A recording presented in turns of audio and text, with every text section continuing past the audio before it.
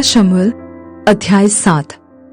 तब किर्यत्यारीम के लोगों ने जाकर यहोवा के संदूक को उठाया और अबीनादाब के घर में जो टीले पर बना था रखा, और यहोवा के संदूक की रक्षा करने के लिए अबीनादाब के पुत्र एलियाजर को पवित्र किया। शमूएल नबी और न्यायी के कार्य। किर्यत्यारीम में संदूक को रखे हुए बहुत दिन हुए, अर्थात 20 वर्ष बीत गए, और इस्राएल का सारा घराना विलाप करता हुआ यहोवा के पीछे चलने लगा।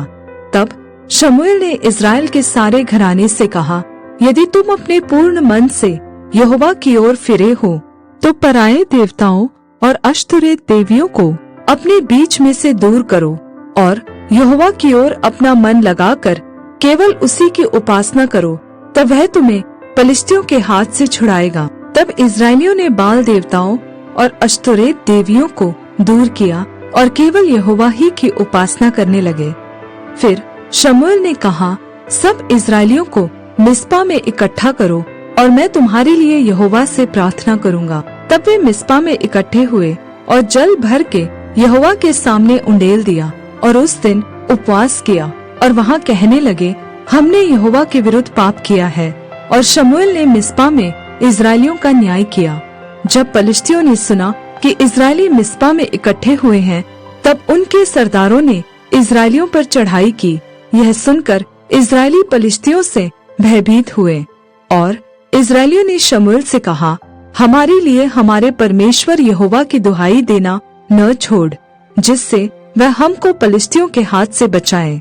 तब शमूएल ने एक दूध पीता मेमना ले सर्वांग होम बलि करके यहोवा को चढ़ाया, और शमूएल ने इस्राएलियों के लिए यहोवा की दुहाई दी, और यहोवा ने उसकी सुन ली। और जिस समय शमूएल होम बलि को चढ़ा रहा था, उस समय पलिश्ती इस्राएलियों के संग युद्ध करने के लिए निकट आ गए। तब उसी दिन यहोवा ने पलिश्तियों के ऊपर बादल को बड़े कड़क के साथ गरजाकर उन्हें घबरा दिया, और वे इस्राएलियों से हार गए। तब इस्राएली पुरुषों ने मिस्पा से निकलकर पलिश्तियों को खदेड़ा और उन्हें बेतकर के नीचे तक मारते चले गए। तब शमूएल ने एक पत्थर लेकर मिस्पा और शेन के बीच में खड़ा किया, और यह कहकर उसका नाम एबेनेजर रखा, यहाँ तक यहोवा ने हमारी सहायता की है। तब पलिश्ती दब गए और इस्राएलियों के देश में फिर न आए।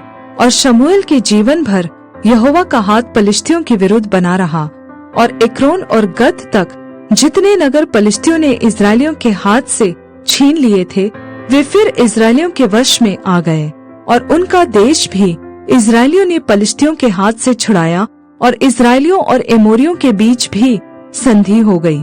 और शमूएल जीवन भर इस्राएलियों का न्याय करता रहा। वह प्रति वर्ष बेतेल और गिलगाल और मिस्पा में घूम घूम कर उन सब स्थानों में इस्राएलियों का न्याय करता था। तब वह रामा में, जहाँ उसका घर था, लौट आया, और वहाँ भी इस्राएलियों का न्याय करता था, और वहाँ उसने यहोवा के लिए एक वेदी बनाई।